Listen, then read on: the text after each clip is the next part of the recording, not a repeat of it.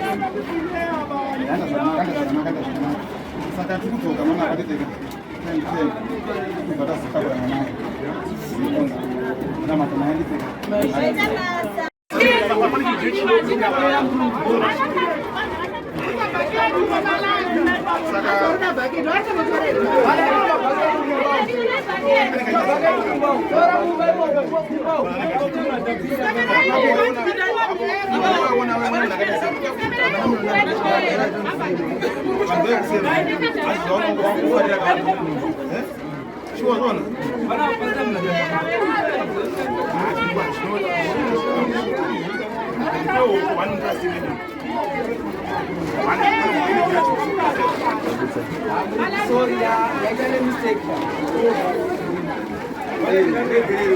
I got a mistake.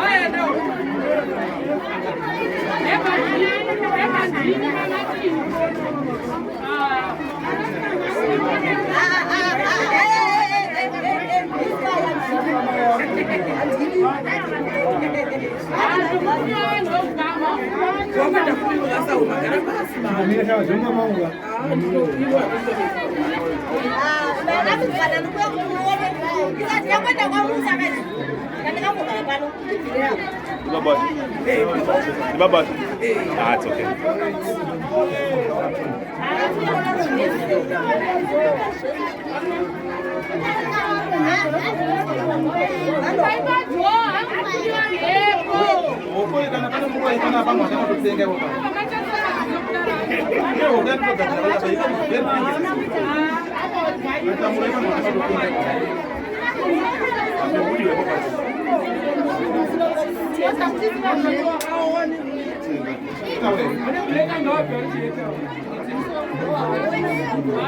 Dipende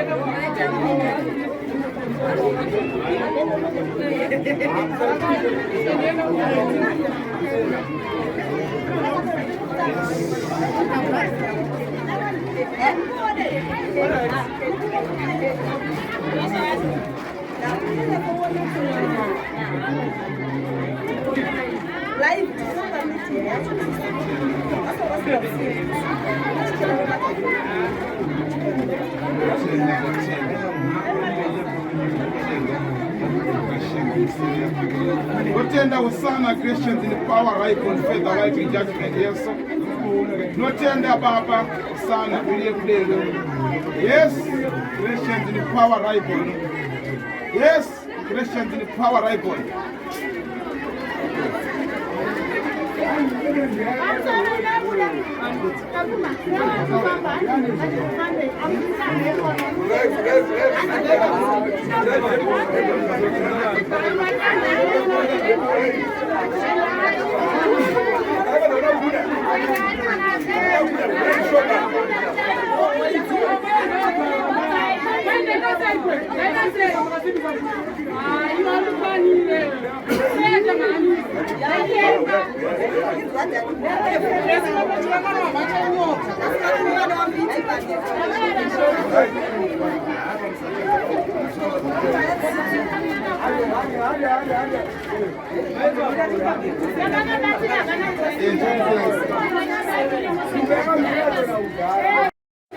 Promise.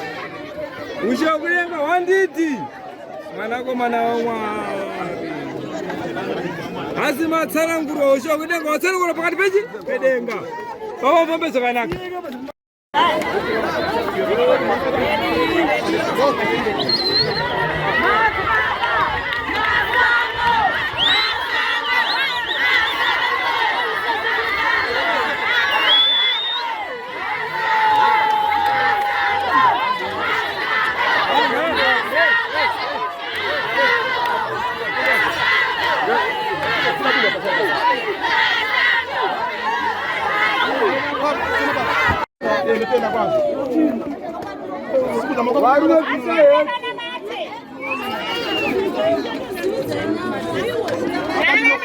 Vana venyu vari pano ngavaitwe zvakanaka naMwari.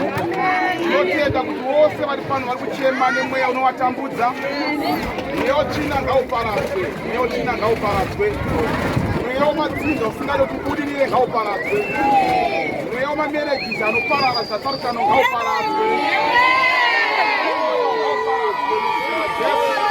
Vanga mabhizinesi asingabudirire nazvitera Jesu kuti ndozvifamba zvakanaka. Noti muroyi muroyi wenhema akasunga zvinhu zvako ngazvisununguwe nezita raJesu. Mwari mukundikane, Mwari mune masimba. Tinorayira moto kumuvengi, tinorayira moto kumuvengi. Mweya wenzvimbo, mweya wanhu vakaipa ngauparadzwe. Taura nezita raJesu, itai kuda kwenyu mbiri yekudenga. Ameni.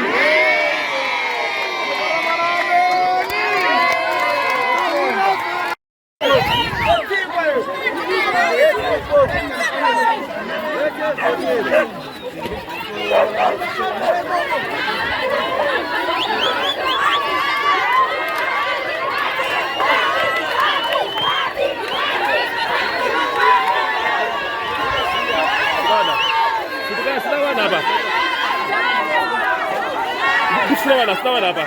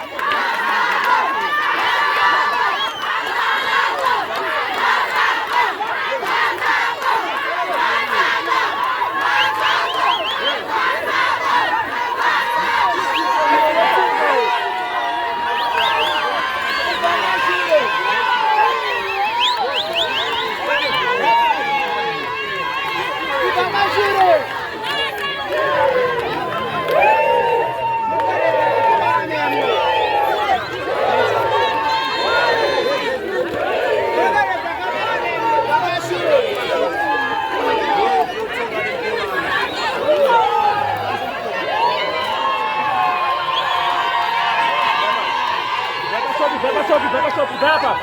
Left side.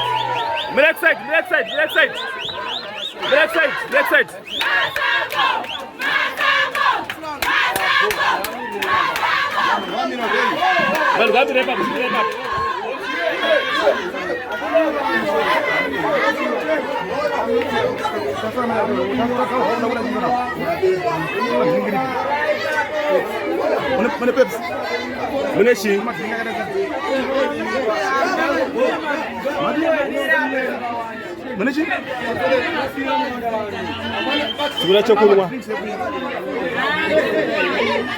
Hamuna. Na mai. Sasa na ubicho kuma yoga mai.